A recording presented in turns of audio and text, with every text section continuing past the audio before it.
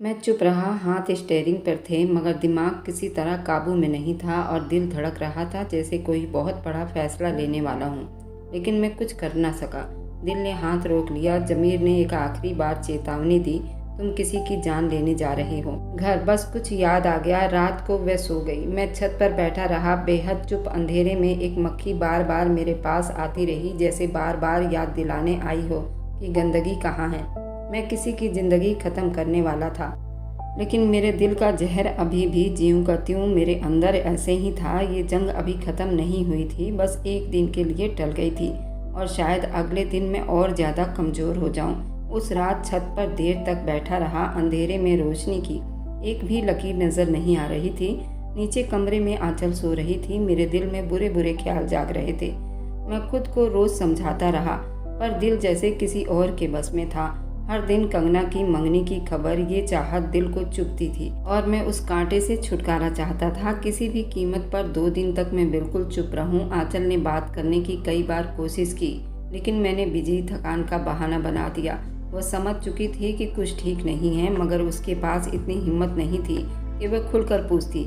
एक दिन सुबह चाय कप मेरे सामने रखते हुए बोली, अगर कुछ गलती की है तो माफ़ कर देना। कभी कभी इंसान सिर्फ दिल से सोचता है, दिमाग चुप हो जाता है। मैंने बिना देखे कांप उठा और सिर्फ सर हिला दिया। उस शाम घर में बिजली चली गई। आंचल सीढ़ियों के नीचे स्टोर रूम में मोमबत्ती लेने गई।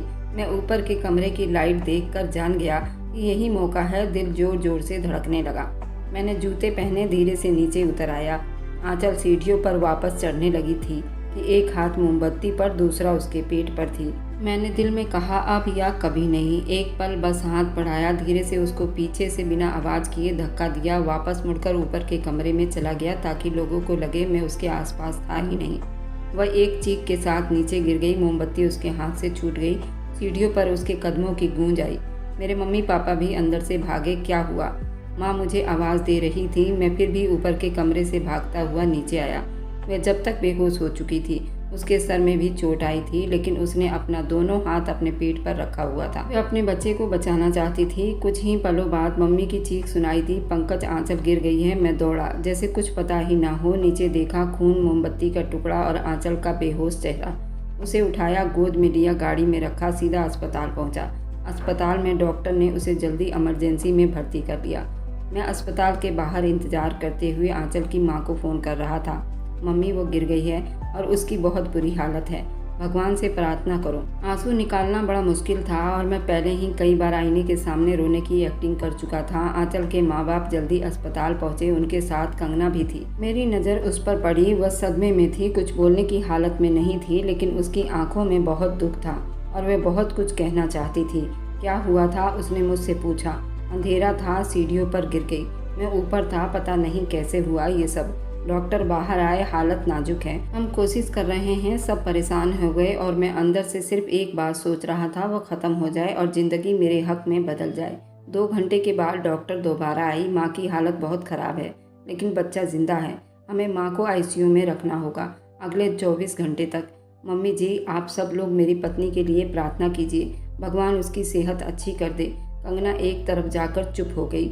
मैं जानबूझकर रोता रहा, बार बार सबको तसल्ली देता रहा, वह ठीक हो जाएगी, बस भगवान से प्रार्थना करो। डॉक्टर बाहर आई, आवाज़ देने लगी, आंचल के साथ कौन है? डॉक्टर ने बुलाया तो हम सब अंदर आ गए। आंचल के चेहरे पर इंजेक्शन मास्क था, लेकिन आंखें बंद थी। डॉक्टर ने आंचल के माँ बाप से कहा, हम पूरी कोशिश कर रहे हैं, आप भगवान से प्रार्थना करें। आंचल की माँ ने उसके माथे पर हाथ रखा। मेरी बच्ची, आंखें खोलो, कुछ बोलो। लेकिन वह तो बिल्कुल सुन थी। मैं एक तरफ खड़ा रहा, लेकिन इतना भी नहीं कि लोगों को शक हो। अंदर ही अंदर मैं खुश हो रहा था। सुकून की एक लहर दौड़ी थी। भगवान जल्दी से समय पूरा करो, आंचल को मेरे रास्ते से हटा दो। अब जैसे हर कदम मुझे कंगना के पास ले जा रहा था। कंगना ने एक बार मेरी तरफ देखा। मैंने जल्दी आंखें झुका ली। रात गए। आंचल को दोबारा वेंटिलेटर पर शिफ्ट किया गया था। सब लोग थक चुके थे। मैं चुपचाप एक कोने में बैठकर सर पकड़ लिया, जैसे बहुत परेशान हूँ। पंकज, कुछ खा लो, सारा दिन से कुछ नहीं खाया। मम्मी ने कहा, दिल नहीं कर रहा। आंचल को देखकर मुझे कुछ भी सूझता नहीं। ये शब्द मैंने जज्बात के साथ बोले। ताकि मेरा दिल असली लगे। सुबह जब आँख खुली तो अस्पताल के सफ़ेद दीवारें पहले से ज़्यादा चुप लग रही थी। नर्स आई, कहा डॉक्टर साहब आपसे मिलना चाहते हैं। मैंने धीरे से मम्मी को जगाया। आंचल की माँ बेंच पर सो रही थी, कंगना एक तरफ टेक लगाकर बैठी थी। हम सब डॉक्टर के कमरे की तरफ गए। डॉक्टर ने नज़रें झुकाकर कहा, हमने पूरी कोशिश की मगर हम आंचल को नहीं बचा सके। कुछ पल के लिए चुप्पी छाई रही। बच्चा आंचल के माँ बाप ने ली हुई थी। कांपती हुई आवाज़ में पूछा, बच्चा ठीक है, बिल्कुल सेहतमंद है। आंचल की माँ वहीं ज़मीन पर बैठ गई। मेरी बच्ची, मेरी आंचल। कंगना ने तेज़ी से आगे बढ़कर माँ को संभाला। मैं कुछ देर बिल्कुल सुन खड़ा रहा, फिर धीरे धीरे 2 कदम आगे बढ़ा। आंचल के माँ बाप के कदमों में बैठ गया। माँ जी, मैं तो बस उसे खुश रखना चाहता था। मेरी आवाज़ में कपकपाहट थी, आंखों से आंसू बह रहे थे। मैं अपनी हथेलियों में मुंह छुपाकर रो रहा था। हम सब ने यही चाहा था बेटा। उन्होंने हाथ मेरे कंधे पर रखा। ये भगवान का फैसला है, मैं बार बार यही कहता रहा। मुझे कुछ समझ नहीं आ रहा, वह मुझे छोड़कर कैसे जा सकती है। सब मेरे आसपास इकट्ठा हो गए। कंगना चुप खड़ी थी, उसके चेहरे पर सदमे की एक अलग गहराई थी। मैंने एक नज़र उसकी तरफ देखा, वह पलटकर पीछे हट गई। 2 घंटे बाद आंचल की लाश को घर लाया गया। अंतिम संस्कार शुरू हो चुकी थी। आंचल कमरे में थी। आंचल के मृत शरीर को सुहागन बनाया जा रहा था। उसकी अंतिम संस्कार की तैयारी होनी थी। उसके गम में हर जगह अंधेरा था। कभी कोई आकर गले लगता, कभी कोई तसल्ली देता। शाम को उसका अंतिम संस्कार पूरा हुआ। लौटते समय बच्चा आंचल की माँ की गोद में था और वह रोती जा रही थी। यही मेरी बच्ची की आखिरी निशानी है। मैंने बच्चा उनसे ले लिया, धीरे से उसको चूमा और कहा, मैं वादा करता हूँ मैं उसे कभी माँ की कमी महसूस नहीं होने दूंगा। उस पल मैं खुद को सबके सामने ऐसे दिखाया जैसे पत्नी से बेहद मोहब्बत करने वाला पति हूँ, जो अब सिर्फ बच्चे के लिए जिंदा है।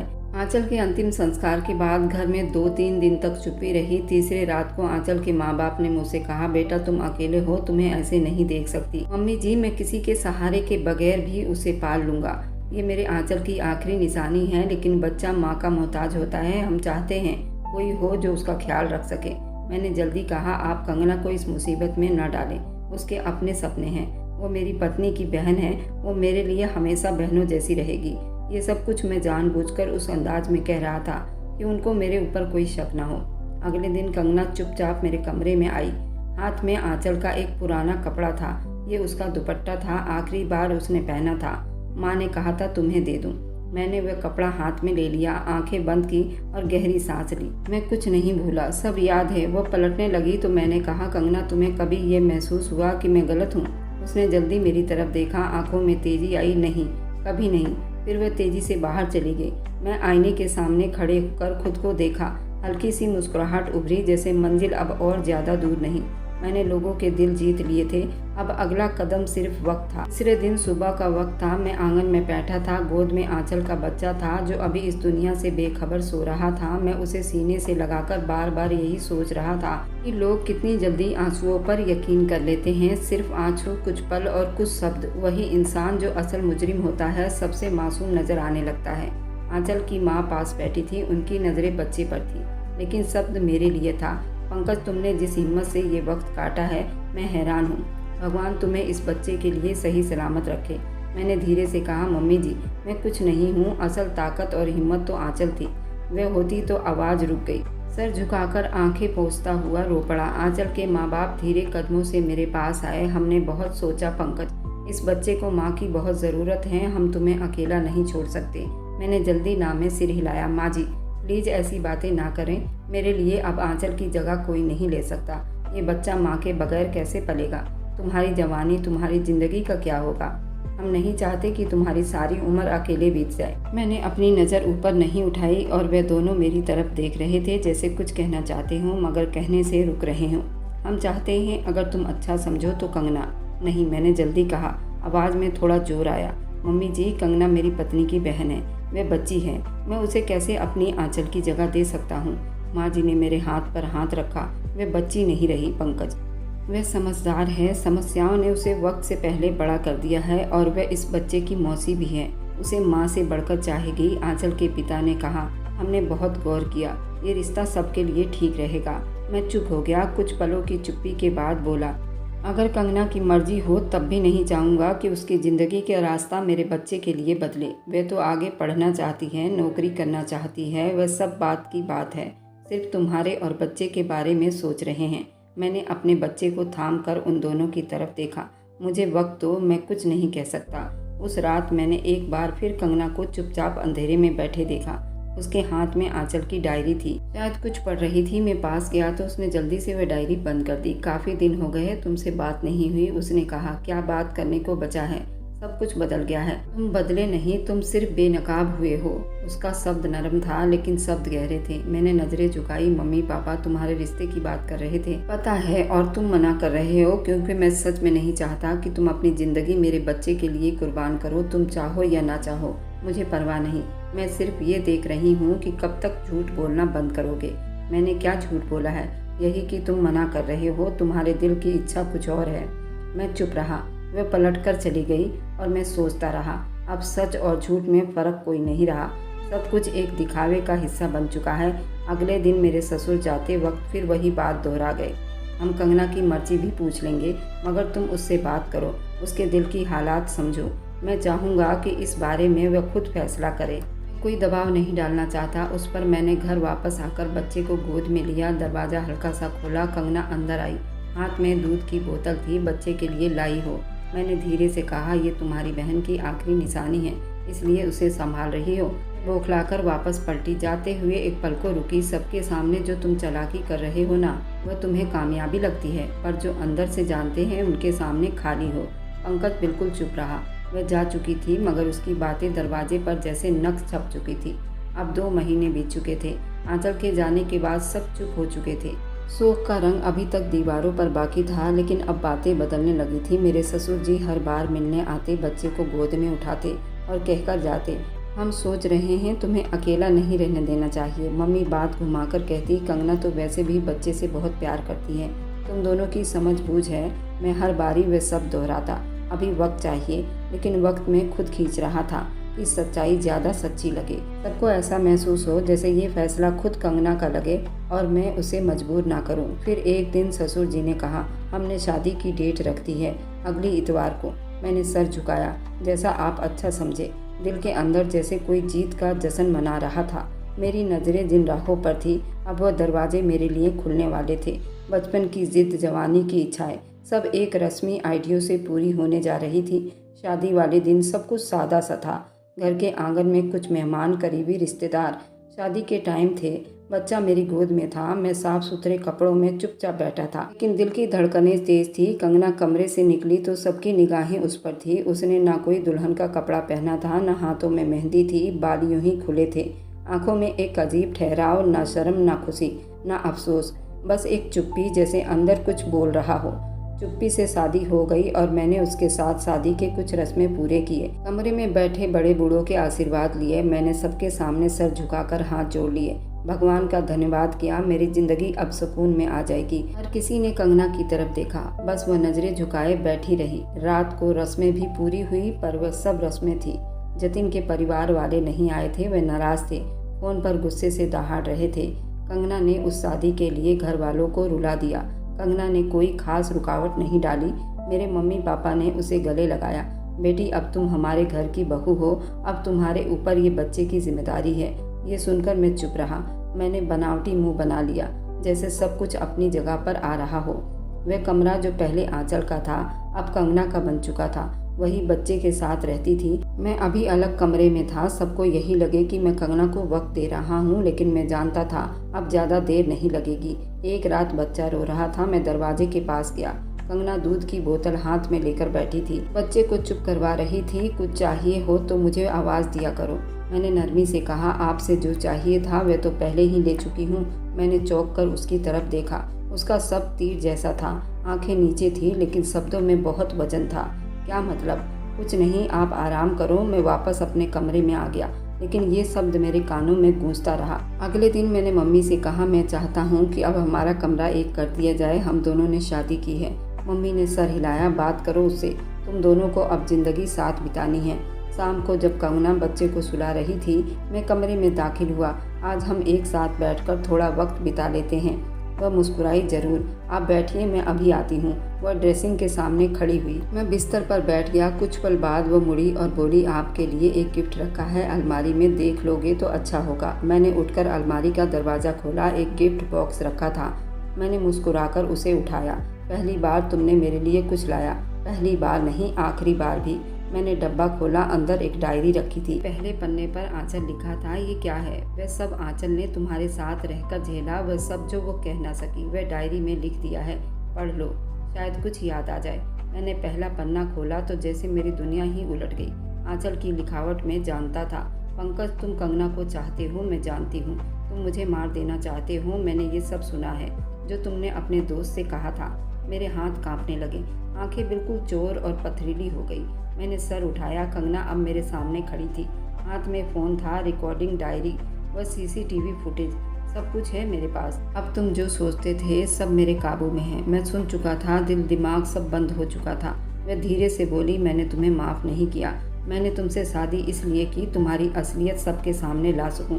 और यूं मैं समझ गया कि जो शादी मुझे मंजिल लग रहा था, असल में मेरे खिलाफ एक चुप्पी सी साजिश का इंतजाम किया गया था। मैंने वह रात जैसे जीत कर हार गया था।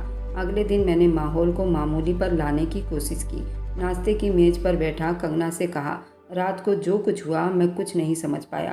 तुम गुस्से में थी, शायद गुस्सा। वह चाय की प्याली रखते हुए बोली, नहीं, मैं तो बहुत तसल्ली में थी। सब कुछ तो वैसा ही है, वह डायरी, वह रिकॉर्डिंग, सीसीटीवी फुटेज, वीडियो जिसमें तुमने उसे सीढ़ियों से धक्का दिया था। मेरा हलक सूखने लगा था। मैंने कांपते होठों पर अपना जीभ फेरा। वह सच नहीं है। अगर तुम सब जानती थी तो शादी से पहले ये सब बता देती। कैसे बता देती? सारे सबूत तो तुम्हारे घर में थे। पहले ये सब बताती तो तुम चालाकी से बच जाते। मैं तुम्हें तुम्हारे अंजाम तक लाना चाहती थी, इस घर में, बेड पर, इस कमरे में जहाँ तुमने मेरी बहन की मौत की कहानी लिखी। मैंने तुम्हारी सजा का खेल रचाया। मैंने धीरे से कहा, कंगना, ये बच्चा, तुम खुद सोचो उसका क्या होगा। ये बच्चा मेरे लिए आंचल की आखिरी निशानी है। वो मुझसे छिन जाए, ये मैं कभी नहीं चाहूँगी। तुम्हारे बगैर वो बड़ा होगा, लेकिन तुम्हारे साथ ये एक कातिल के साए में जिंदा नहीं रहेगा। तुम मेरे बारे में ये सब कुछ कैसे कह सकती हो? क्योंकि मैं जानती हूँ तुमने क्या कुछ नहीं किया। उसने दरवाज़ा खोला और रिकॉर्डिंग निकाली। ये कॉल रिकॉर्डिंग है जो तुमने अपने दोस्त से की थी, जिसमें तुमने कहा था, मेरा दिल चाहता है मैं आंचल को रास्ते से हटा दूं। रिकॉर्डिंग की आवाज़ चलती गई। वो मेरी ही आवाज़ थी। मैं वह सब दोबारा सुनकर खुद से सहम गया। ये सब तुमने कैसे रिकॉर्ड किया? तुम भूल गए थे कि तुम्हारे फ़ोन की बैकअप सर्वर ऑफ थी और तुमने मुझे कभी ये नहीं बताया कि तुमने क्या कुछ छुपाया था। मैं चुप हो गया। कंगना ने एक और फाइल मेरी तरफ बढ़ाई। ये सीसीटीवी फुटेज है पड़ोस के घर की, जिसमें तुम आंचल को धक्का देते हुए पाए गए हो। मोहल्ले वालों ने खुद लाकर जमा की थी। तुम क्या चाहती हो? मेरी आवाज़ टूटने लगी। मैं चाहती हूँ तुम जेल जाओ, लेकिन जाने से पहले एक काम और करो, ये डिवोर्स पेपर पर साइन करो। मैंने वह कागज़ देखा, हाथ कांपने लगे। मेरे डिवोर्स के बाद भी ये बच्चा तुम्हारे पास नहीं रहेगा। बच्चा मेरे पास ही रहेगा। अदालत फैसला करेगी और तुम्हारे खिलाफ सबूत देखकर वे कभी तुम्हें बाप कहने का हक नहीं देंगे। मैंने कागज़ पर साइन नहीं किए। हाथों से पसीना बहने लगा। पुलिस को फ़ोन कर चुकी हूँ, कुछ ही देर में पहुँचने वाली है। कंगना, प्लीज़ एक मौका दे दो, मैं बदल जाऊँगा। मौका? तुमने आंचल को एक मौका भी नहीं दिया।